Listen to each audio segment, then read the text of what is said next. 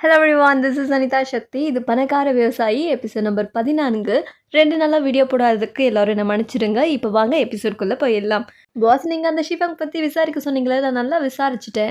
அவன் ஒரு young photographer. அது மட்டும் இல்லாமல் ஸ்கூல் டைமில் தான் உங்கள் ஆள் கூட அவனுக்கு பழக்கம். அங்கே இருக்கவங்கெல்லாம் அவங்க 2 பேரையும் கப்புள்ஸ்ன்னு நினச்சிருக்காங்கன்னா அப்போ அவங்க அதை வெளிக்காட்டிக்கல. அதுக்கப்புறம் அவன் ஸ்கூல் மாற்றி அதுக்கப்புறம் காலேஜுக்கே போய் சேர்ந்துட்டான். ஓ அப்படியா, சரி நான் பார்த்துக்கிறேன் அப்படின்னு சொல்லி ஹீரோ ஃபோனை வச்சிருவாரு. அந்த சமயம் பார்த்து ஷீஃபங் வர, இன்னைக்கு நீ எப்படி இந்த ரூமை விட்டு வெளில போகிறேன்னு நான் பார்க்குறேன். நேற்று எனக்கே நீ விபதி அடிச்சிட்டல்ல, இன்னைக்கு பார்க்குறேன்டா, நல்லா பாரு.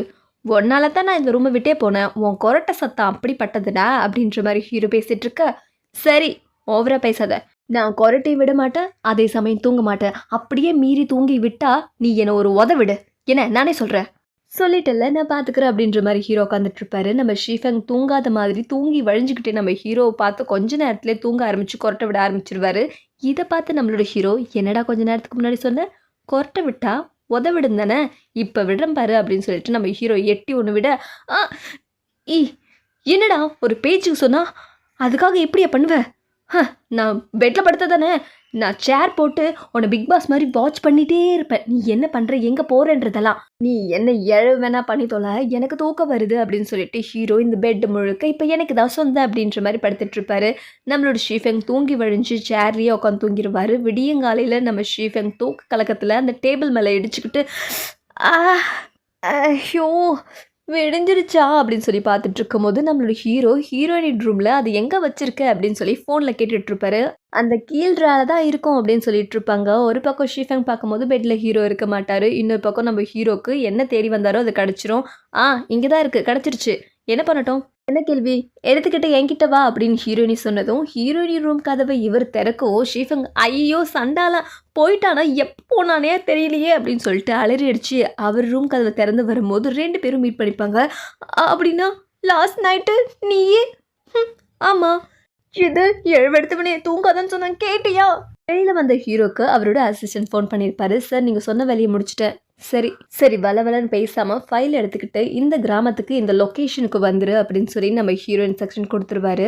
அதுக்கப்புறம் அவர் பொறுமையாக அவரை மீட் பண்ணுறதுக்காக கொல்லியில் வந்து நிலத்தில் வந்து வெயிட் பண்ணிட்டு இருப்பாரு. அப்போ அவரோட அசிஸ்டன்ட் கார் வரும்.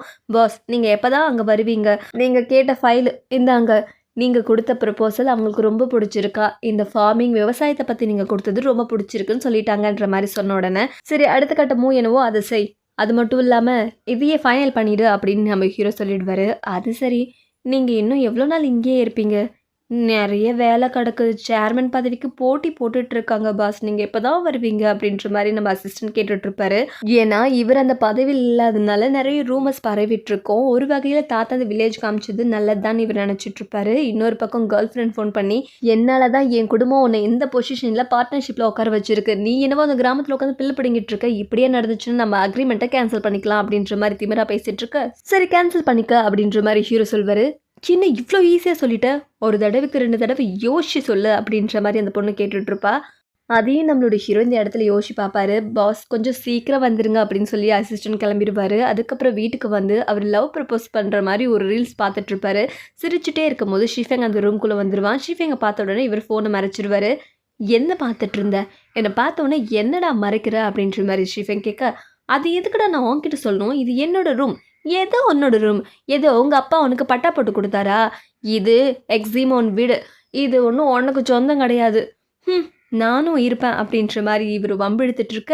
தப்ப தம்பி, உனக்கு முன்னாடியே நான் வந்தவன் சொல்கிறேன் கேட்டுக்க, இந்த வீடு எனக்கு சொந்தம் இல்லை, அதை பற்றி உனக்கு என்ன கவலை அப்படின்ற மாதிரி ஹீரோ கேட்டுட்ருக்கும் போது நம்ம ஹீரோவை லென்ஷா எனக்கு கொஞ்சம் ஹெல்ப் பண்ணு அப்படின்னு சொல்லி கூப்பிட்டதும் நம்மளோட ஷீஃபெங்கும் நானும் வரேன் அப்படின்னு சொல்லி கொடுக்கணும்னு ஓடி வருவாங்க.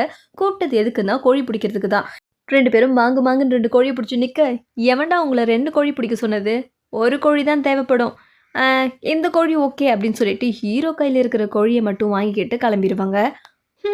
பாத்தியா, அவள் என்னோட கோழியை தான் வாங்கிட்டு போனா, எதுக்குடா உனக்கு இந்த தேவையில்லாத வேலை அப்படின்ற மாதிரி நம்ம ஹீரோ அவரோட ஷர்ட்டை அங்கேயே விட்டுட்டு மறந்துட்டு கிளம்பிடுவார்.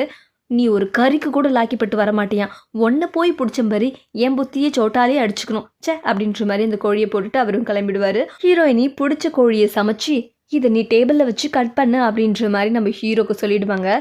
டேபிளில் வச்சு கட் பண்ணணுமா? சரி கட் பண்ணுறேன், நல்லா சின்ன சின்ன பீஸாக கட் பண்ணு அப்படின்னு சொல்லிட்டு ஹீரோயினி வேறு வேலை பார்க்க போயிடுவாங்க. இது எந்த வாட்டத்தில் கட் பண்ணுறதுனே தெரியலையே, குத்து மதிப்பாக ஏதாவது ஒரு பக்கம் வெட்டுவோம் அப்படின்னு சொல்லிட்டு பிளேட்டோட வச்சு வெட்ட அந்த பீங்கான் பிளேட்டே உடஞ்சிரும். இந்த சவுண்ட் கேட்டு நம்ம ஹீரோயினி ஷாக் ஆகி திரும்புவாங்க.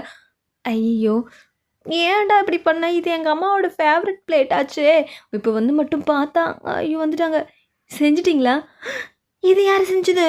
இது உன்னோட வேலை தானா எக்ஸியமோன் அப்படின்னு சொல்லி அவங்க பொண்ணை பார்த்து கேட்க, ஆன்ட்டி அது அவள் பண்ணலை, நான் தான் பண்ணேன் அப்படின்ற மாதிரி ஹீரோ தன்னோட தப்பை ஒத்துப்பார்.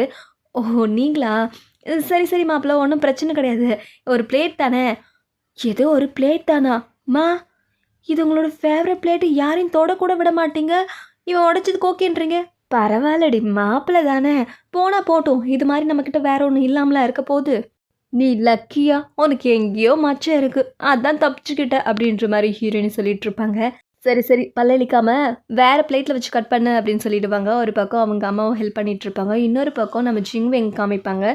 உன்னோட லவ்வில் ஏதாவது முன்னேற்றம் இருக்கா அப்படின்னு சொல்லி கேட்பாங்க. அதுக்கு ஷிஃபெங், என்ன முன்னேற்றத்தை எதிர்பார்க்குற, எந்த முன்னேற்றமும் இல்லை, அவளுக்கு என் மேலே ஃபீலிங்ஸ் இருக்கிற மாதிரியே எனக்கு தெரியல அப்படின்ற மாதிரி அவர் பதில் பேசிகிட்டு இருப்பாரு. ஏன் அதுக்குள்ளே இந்த மாதிரி சொல்கிற, எக்ஸிமோன் பற்றி அவனை விட உனக்கு தான் நல்லா தெரியும், அப்படி இருக்கும்போது உன் மேலே கண்டிப்பாக அவளுக்கு ஃபீலிங்ஸ் இருக்கும், அதை நீ தூண்டி விட வேண்டாமா? நீ சொல்கிறதும் ஒரு வகையில் கரெக்ட் தான், நான் முயற்சி பண்ணி பார்த்துட்டேன், ஆனால் நீ சொல்கிறதுலேயும் பாயிண்ட் இருக்குது, நான் இதை யோசிச்சு பார்க்குறேன் அப்படின்னு சொல்லிட்டு அவர் அங்கேருந்து போயிடுவார். அவர் போனதுக்கப்புறம் இவங்க போகலான்னு நினச்சா அந்த இடத்துல ஹீரோவோட ட்ரெஸ் இருக்கும், அந்த ட்ரெஸ்ஸில் ஹீரோவோட ஃபோன் இருக்கும்.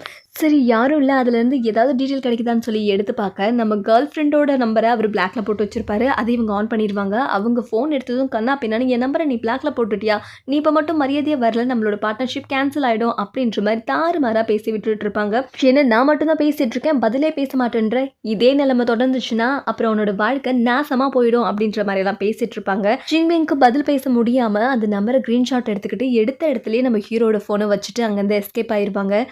ஒரு வேளை அவளாக இருக்குமோ அப்படின்னு நினச்சிக்கிட்டே போவாங்க. ஏன்னா ஜிங்வெங்க்கு ஒரு வகையில் அவங்கள தெரியும். எப்படி அப்படின்னா, இவங்க எல்லாமே சிட்டியில் தான் ஒரு கம்பெனியில் வேலை செய்கிறாங்க. அதில் பெரிய பெரிய சிட்டியிலேருந்து சிஇஓ எல்லாம் வருவாங்கள்ல, அப்படித்தான் நம்ம ஹீரோவே இவங்களுக்கு தெரியும். இவனோட கம்பெனி இந்த அளவுக்கு சரிவை சந்திச்சிருக்கா அப்படின்னு சொல்லி அந்த ஃபோனில் கேட்ட விஷயத்தெல்லாம் முணுமுணுத்துக்கிட்டே வழியில் வந்துட்டுருப்பாங்க. அது மட்டும் இல்லாமல் அவனுக்கு ஆல்ரெடி கேர்ள் ஃப்ரெண்ட் இருக்குது, அது அவதானே அப்படின்னு சொல்லி யோசிப்பாங்க. அப்போ ஃப்ளாஷ்பேக்கில் அது எல்லாத்தையும் இவங்க ஒட்டு கேட்டுட்ருப்பாங்க. அப்போ இந்த விஷயத்தை அவங்க அவ்வளோ சீரியஸாக எடுத்துக்க மாட்டாங்க. இப்போ அந்த பொண்ணு தான், அந்த பொண்ணால் தான் இந்த கம்பெனி டவுன் ஆக போகுது அப்படின்ற மாதிரியெல்லாம் யோசிச்சு அவங்க நம்பர் ஒன்று ஸ்க்ரீன்ஷாட் எடுத்தாங்க இல்லையா, அந்த நம்பரையே பார்த்துட்ருப்பாங்க. எப்பயா இருந்தாலும் இந்த நம்பர் நமக்கு தேவைப்படும் அப்படின்னு சொல்லிட்டு அந்த ஃபோன் நம்பர் பார்த்துட்ருப்பாங்க. அதோடு இந்த எபிசோட் முடித்து அடுத்த எபிசோடில் மீண்டும் சந்திக்கிறேன். நன்றி. Keep smiling. டாடா.